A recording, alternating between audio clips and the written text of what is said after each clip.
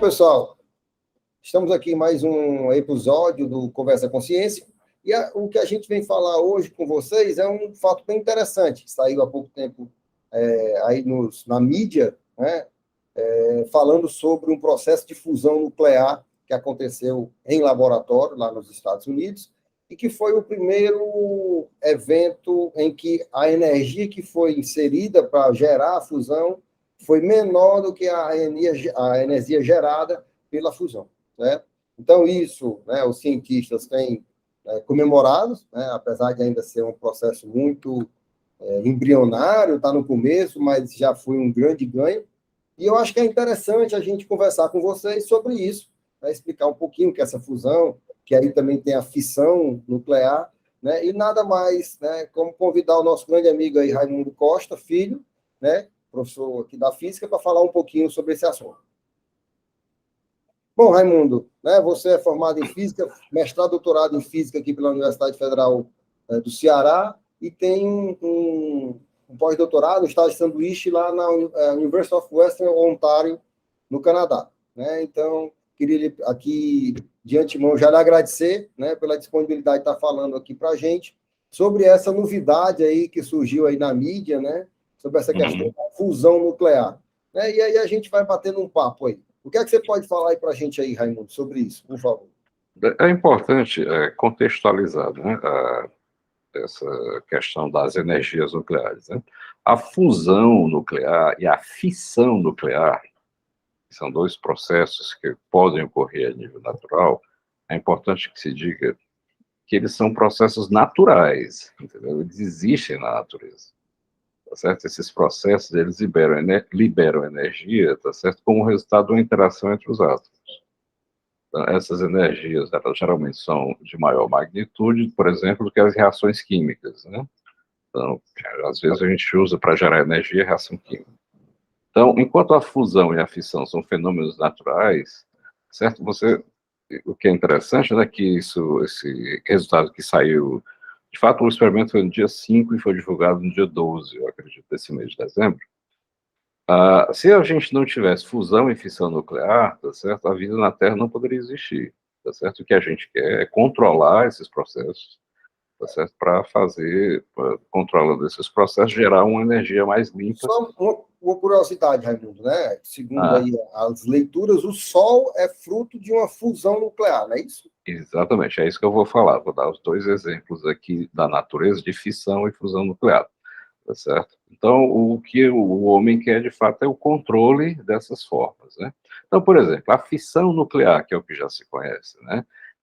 O nome fissão vem de separar, dividir. Então, é dividir um átomo em dois ou mais átomos, tá certo? Com um peso atômico menor, né? Eu acho que as pessoas que estão nos vendo aí, elas, quando olham ali para a tabela periódica, né? Você começa com os átomos mais leves, aí vem descendo naquela tabela, e lá embaixo você tem aqueles átomos mais pesados, que a gente chama de átomos radioativos, que têm um tempo de vida médio um pouco menor, que ficam emitindo partículas o tempo inteiro. Esses átomos, né, quando eles são bombardeados por uma outra partícula, por exemplo, um núcleo, o que é que acontece? Ele é quebrado em dois átomos com massa menor. E existe uma diferença de energia que é liberada. Essa energia liberada é o que se quer, né? Então, nesse processo de fissão, você quebra um átomo pesado em átomos menores. Aí você tem essa energia liberada, né? Porque ali dentro, né, do núcleo atômico, você tem uma energia potencial muito alta. Então, essa fissão nuclear ela já ocorre naturalmente na natureza, como eu disse. Por exemplo, o urânio, o tório, eles passam o tempo todo decaindo, tá certo? Ele se quebra e gera radiação e calor, né? Por exemplo, isso acontece no núcleo da Terra. Então, o calor que aquece o nosso planeta, que tem as pessoas devem lembrar que o nosso planeta tem um core, tem um núcleo duro, né, que é um magma, tá certo? Tem ali altas temperaturas, tá certo? Aquilo ali é uma usina nuclear de fissão nuclear, tá certo? Aquilo ali, aquele core que é gerado, ele roda, e como você tem muitos elétrons, muitos átomos ali girando, você gera o campo magnético da Terra, e esse campo magnético da Terra é o que dá a nossa vida, porque ele protege da gente dos raios cósmicos e da radiação solar, tá certo? Então, isso aí Então, e esse calor gerado por essa fissão nuclear, por essa quebra de átomos, é também o que gera o movimento das placas tectônicas, né? Então, mas aí, ok, isso é rapidamente dizendo que é a fissão nuclear. Então, é bom lembrar, contextualizar que lá no início do século XX, né, você tinha o modelo atômico de Niels Bohr, que foi o primeiro que fez a concepção do átomo como um mini sistema solar. Você tem aqui um núcleo, e você tem os elétrons circulando em torno do núcleo, né? Então, ele ia dar uma lembrança muito grande do sistema solar. Então, naquela época, as pessoas já ficaram imaginando experimentos, veja, isso em 1920, 1930, para tentar refinar esse modelo atômico, tá certo? E para criar, tá certo, energia a partir desses átomos, né? Tanto é que, quando chegou nos anos 40, os Estados Unidos fez um esforço de guerra, porque estava na Segunda Guerra Mundial, e eles começaram um projeto chamado Projeto Manhattan, tá certo? Que aconteceu, onde eles conseguiram, de fato, dominar o processo da fissão nuclear e construíram uma bomba que a gente chama, conhecida hoje como bomba atômica, foram jogadas em Hiroshima e Nagasaki, né? Obviamente, depois disso, tá certo? Verificou-se que poderia-se usar essa energia como uma usina para gerar energia para as pessoas, né? Então, isso aí é um entusiasmo, né? Então, agora o problema do mundo está resolvido. Só que aí não existe almoço grátis, como a gente sabe, né? O que acontece é que esse tipo de geração de energia, ele gera resíduos, porque, de novo, né, como o átomo radioativo ele decai e gera a energia que a gente quer, mas aí tem o lixo, que é o lixo atômico. E esse lixo atômico, ele leva muito tempo, tá certo, para se desaparecer. Então, você tem que armazenar, gerando uma grande dificuldade. E o resto da história a gente já sabe, né? Certo. E a fusão nuclear? A fusão nuclear é o oposto disso. Veja que na fissão eu pego um átomo grande, da tabela periódica, lá embaixo, plutônio, urânio, para quebrar. Na fissão é o contrário. Eu vou pegar um átomo leve e vou tentar juntar, eu vou tentar agora fundir dois átomos leves. Tá certo? Então, a fusão nuclear é justamente o oposto da fissão, e ela envolve a fusão desses dois ou mais átomos, tá certo? Para formar um novo elemento, um elemento mais pesado. E a ideia é que esse elemento mais pesado, ele contém uma massa menor do que a soma das massas dos dois que formaram. E essa diferença é liberada em energia. Entendeu? Interessante.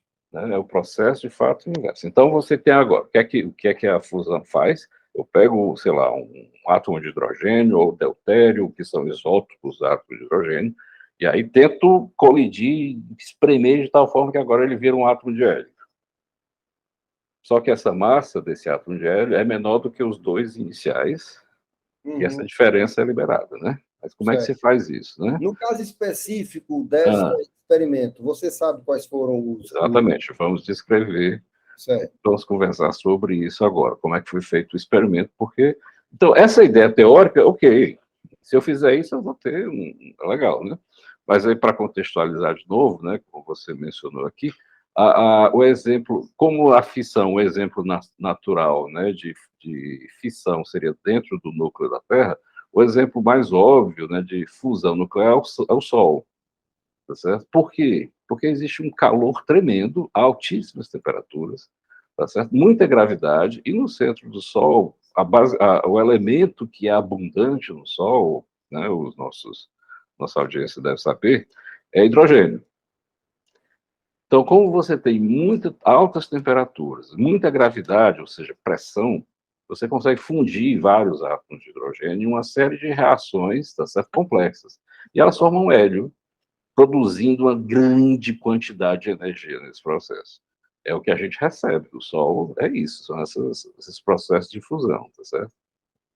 Então, o Sol, ele tem sido assim, né, por 4 bilhões de anos, você tem essa usina fundindo hidrogênio, formando hélio, liberando calor, liberando energia para o nosso sistema solar, né?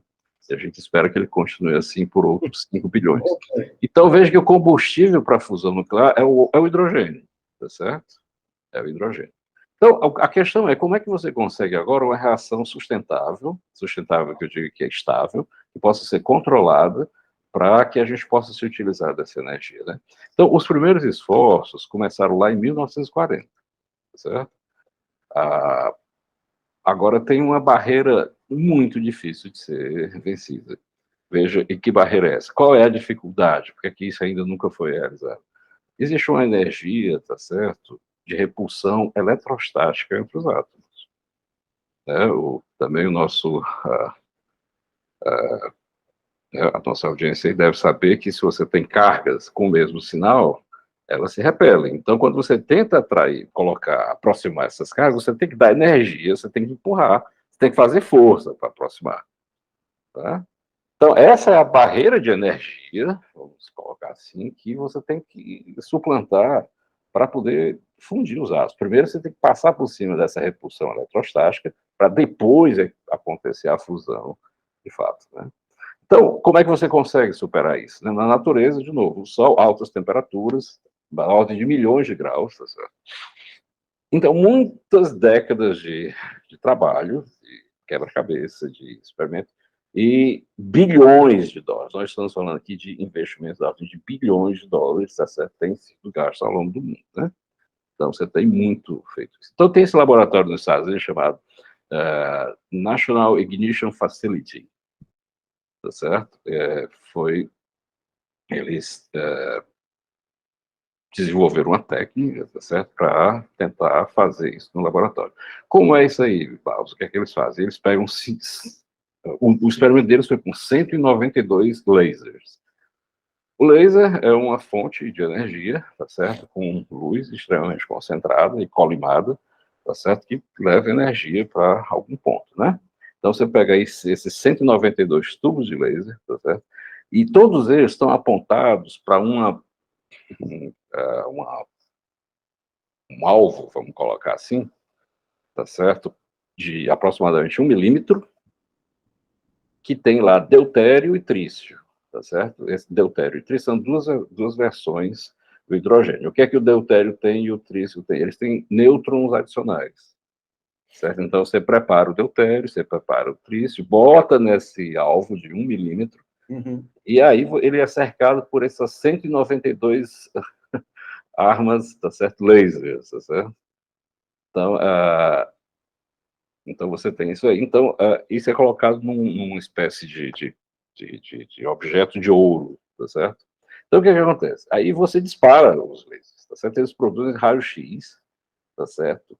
E com calor e também comprimem esse alvo, esse target que está lá, tá certo? Esse deutério, esse trio, eles começam a serem comprimidos um no outro, tá certo? Porque você tem circundado ali essa energia que vem dos lasers, tá certo?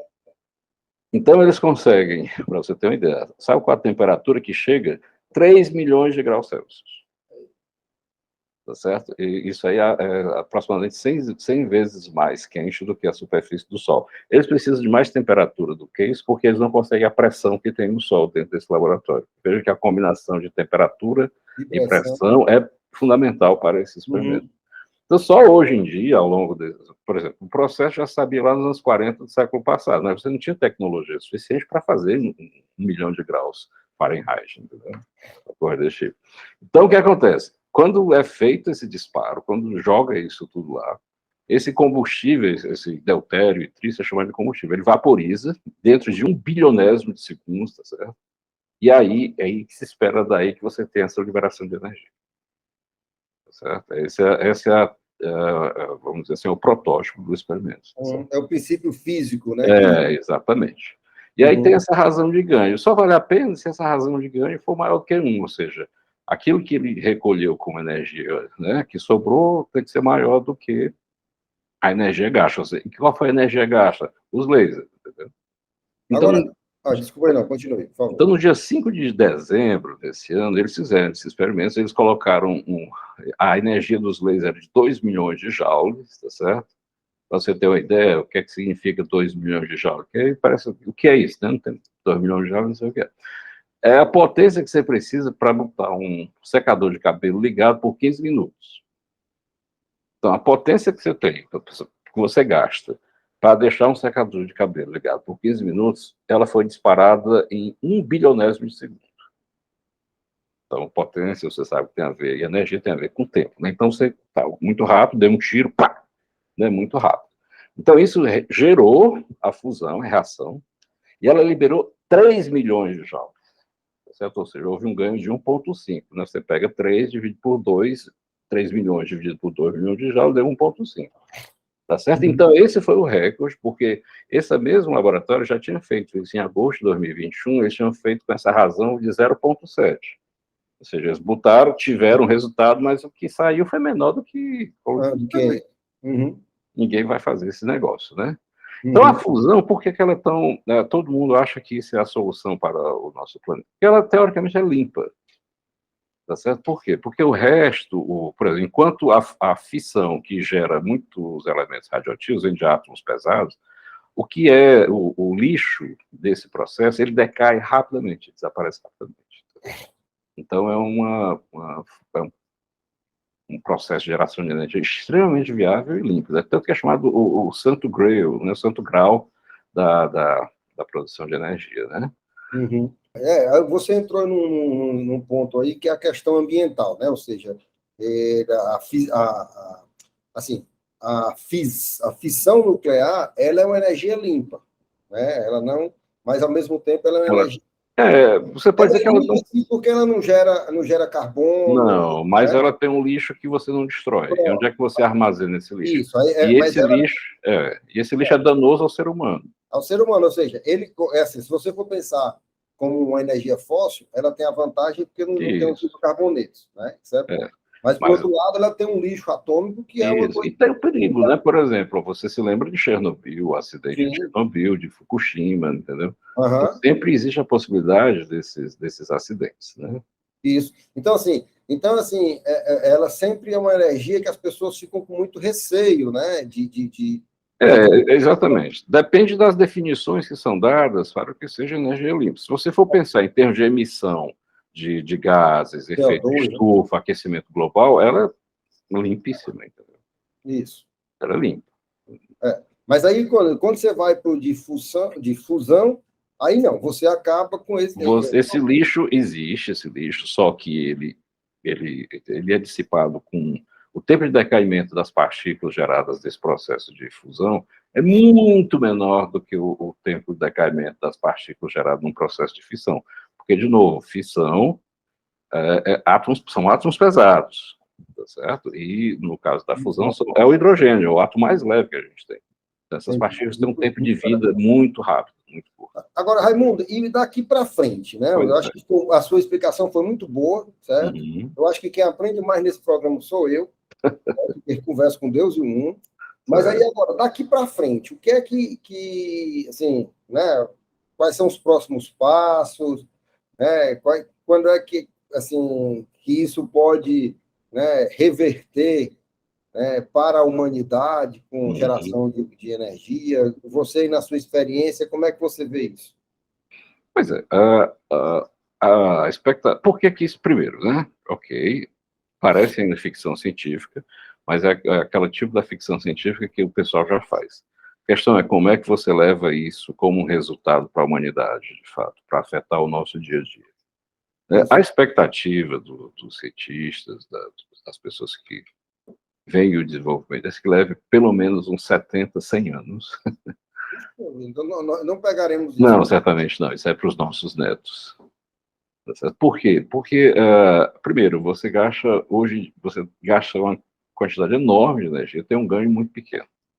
Então, quando você pensa fazer uma usina, como existe hoje as usinas de fissão nuclear, você vai ter um gasto absurdo para ter um ganho de quase absolutamente nada, né?